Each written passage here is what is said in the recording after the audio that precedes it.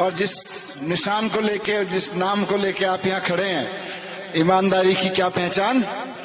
केजरीवाल और झाड़ू निशान। ईमानदारी की क्या पहचान? ईमानदारी की क्या पहचान? ये जो केजरीवाल जी हैं, इनका फोटो देखते हो ना, तो कश्मीर से कन्याकुमारी तक एक ही चीज याद आती है कि ईमानदारी की राजनीति क्या होती है।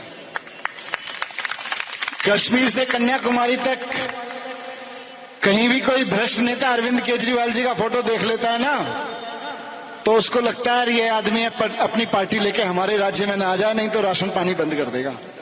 आपकी पार्टी से डरते हैं लोग, इसी बात से डरते हैं। इसीलिए पूरे देश में ईमानदारी की एक ही पहचान है, केजरीवाल जी और झाड़ू का निशान। आपको मैं बधाई देता हूं इस हिम्मत के लिए, आम आदमी पार्टी की के जज्बे के लिए, उस एकजुटता के लिए जो आप सबने दिखाई है। मुझे जेल में डाला, मैं अभी आ रहा था जेल की तरफ से निकल के, मैं सोच रहा था यहीं तो रहता था, 17 महीने से पड़ोस में ही था आपके।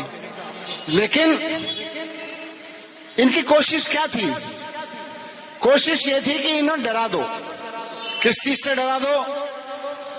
कि भाई काम ना कर पाए, ये कहीं भी बाकी पार्टियों के नेता थोड़ी गुंडागरी दिखा के पार्क कब्जा लेंगे, किसी कॉलोनी की जगह कब्जा लेंगे, स्कूल कब्जा लेंगे, किसी प्राइवेट प्रॉपर्टी को कब्जा लेंगे।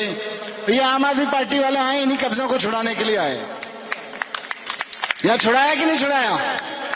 छुड़ा के स्कूल बनवाया वहां पे। ये हिम्मत आम आदमी पार्टी दिखा सकती है, कोई देश में नहीं दिखाता। इस हिम्मत से डरते हैं ये। आम आदमी पार्टी के नेताओं में और आम आदमी पार्टी के कार्यकर्ताओं में यही हिम्मत है जिससे डरते हैं ये लोग। ईमानदारी की हिम्मत से डरते हैं। इन्होंने पूरी कोशिश की कि इनके ऊपर बेईमानी का दाग चिपका दो, बेईमानी का दाग चिपका दो, बेईमानी का दाग चिपका दो। लेकिन जब झूठे केस लगाए इन्होंने, इन्हें लगा यार 8 साल हो गए थे मुझे तब काम करते करते। बोले 8 साल से वित्त मंत्री है दिल्ली का, कुछ तो घर में मिलेगा। घर में जब नहीं मिला तो इन्होंने सोचा चलो घर में तो हम आ गए, बैंक लॉकर में तो मिलेगा। इन्हें पता चल गया बैंक से कि 2 साल से इसका बैंक लॉकर नहीं खुला।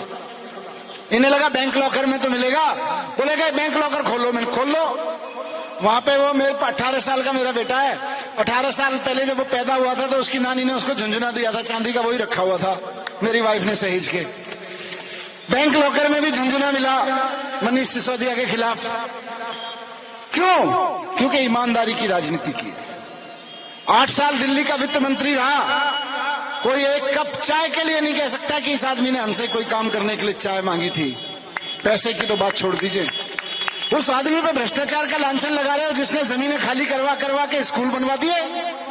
अरे मेरे को भ्रष्टाचार करना होता तो मैं तो कह देता भाई जिसके कब्जे में वो जमीन थी थोड़े से पैसे दे दे, छोड़ स्कूल तू कब्जा करे रख। कितने 20 साल से कब्जा कर रखा हुआ उसने, 20 साल से कब्जा करके रखा हुआ था। और केवल एक नहीं, मैं बताऊं पूरी दिल्ली में कम से कम 50 ऐसे स्कूल हैं जहां पे जगह कब्जा कर रखी थी। उनके गर्दन पकड़ के उनको हलक में डाल के जमीन निकाली है बाहर और स्कूल खड़े हैं आज। कई स्कूल तो जब उद्घाटन हुए जब मैं जेल में था। तो ईमानदारी से काम किया, हिम्मत से काम किया, डरे नहीं। बहुत डराया था इन्होंने, जेल में डाल देंगे, सड़ जाओगे।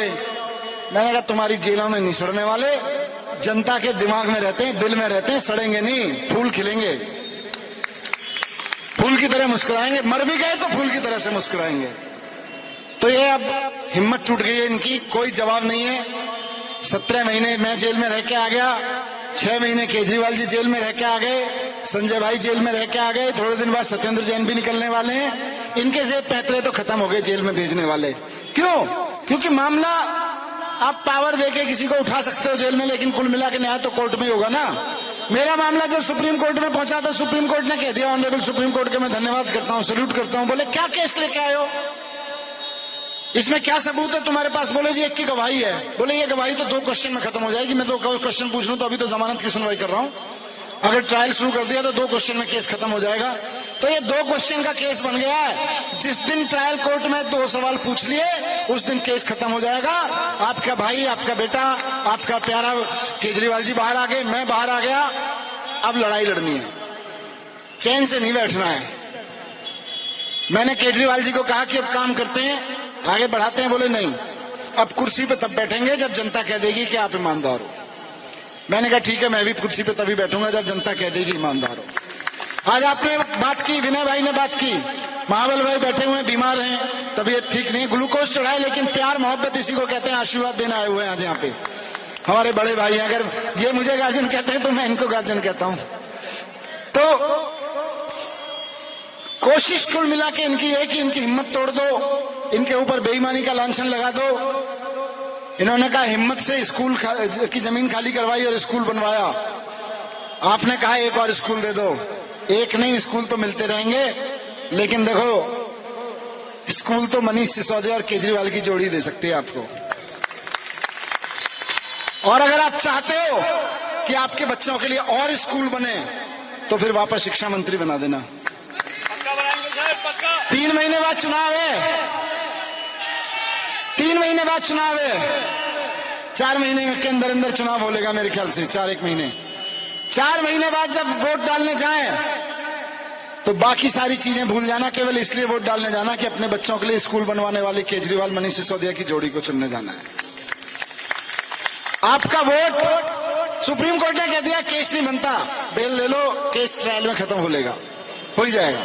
सुप्रीम कोर्ट ने कह दिया, अब ज्यादा चिंता की बात नहीं है। लेकिन अब कुर्सी पे तभी बैठूंगा जब आप दोबारा से बिठाओगे, नहीं तो नहीं बैठूंगा। शिक्षा मंत्री मैं तो पत्रकार था, शिक्षा मंत्री बनने के लिए राजनीति में नहीं आया था, डिप्टी सीएम बनने के लिए राजनीति में नहीं आया था, लेकिन आपने बिठा दिया तो फिर वहां पे स्कूल बनवाए ईमानदारी से बैठ के।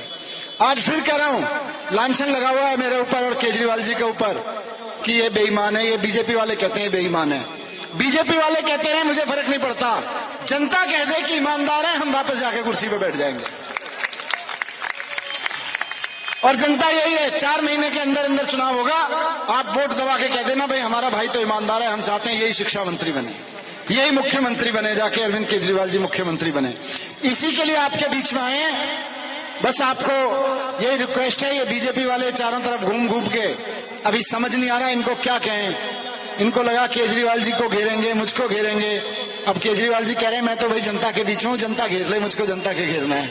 मैं तो जनता के घेरे में हूं, मैं भी जनता के घेरे में हूं। आज मैं आपके बीच आया हूं, आपका बहुत बहुत धन्यवाद इस सम्मान के लिए, प्यार के लिए। हमारे तीनों पार्षद भाई बहन सबको बहुत बहुत धन्यवाद, आपने इतना हौसला बनाए रखा। वैसे तो यहाँ हम शिव मंदिर के सामने खड़े हैं और कहते हैं कि शिव की ऊर्जा तो हर जगह उपलब्ध है, पर थोड़ा पड़ोस में ज्यादा जाती होगी। आप सब लोगों ने यहाँ बैठ के जो प्रार्थनाएं की, जो मेरे लिए दुआएं की, वो बहुत जल्दी पहुंची होंगी क्योंकि पड़ोस में ही है। 17 महीने यहाँ पहुंची होंगी, थोड़ा यहाँ तो ऐसी जल्दी पहुंच जाती है ना, तो जल्दी पहुंच गई होंगी आपकी सबकी दुआएं, इसलिए और प्यार मोहब्बत मुझे मिली, मेरी हिम्मत बनती रही। आप सबका बहुत बहुत धन्यवाद। अभी चलेंगे। जब मैं जेल से आया था तो पदयात्राएं शुरू की थी, उसका वो एक वही है कि भाई आप बहुत जंतर मंतर आ लिए, कल गए थे सारे लोग, आप बहुत आईटी वाली है, अब मैं आपके बीच आ रहा हूं, अब मुझे लेके चलो जनता के बीच।